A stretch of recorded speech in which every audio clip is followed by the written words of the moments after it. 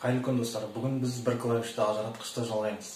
Стендта 220 вольт қоректендіру сымы келіп тұрған тарату қорабы, бір клавишті ажыратқыш және шам орналастырып қойдым. Сым 1,5 шаршы миллиметр қимасы. Кішкене схемасын сызып қойдым. Мынау тарату қорабы, распредкорок, шамымыз мынау, ажыратқыш мынау.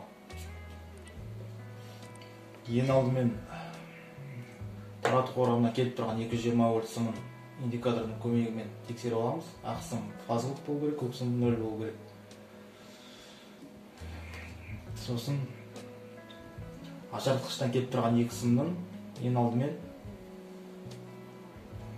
бір сымын ажыратқыштан келіп тұрған фазалық сыммен екеуін жалғаймыз. Жалғауға көрсететін вагу.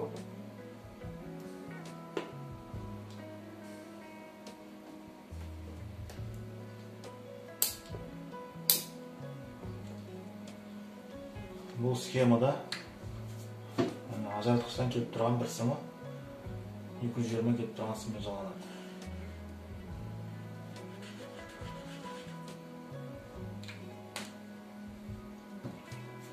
Келесі ажыратқыштан келіп тұрған бір сымы қалған. Оны шамнан келіп тұрған бір сыммен жалғаймыз.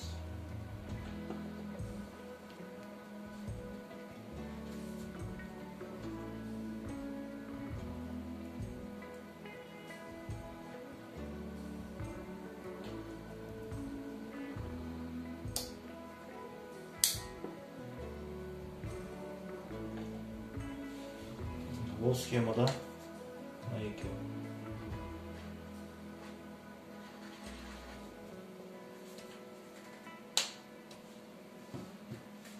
Келесі қалған екі сымы шамнан келіп тұрған бір сым. Мұнда екеуін жалғаймыз.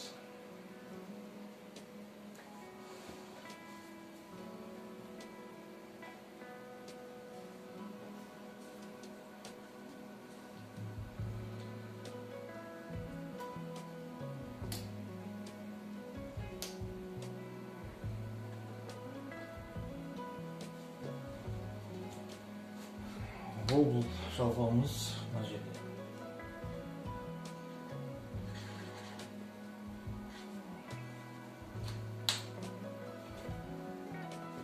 Болды. Міне біз бір клавишті ажыратқыш жалғадық. Енді кернеуді қосып тексеруіміз керек.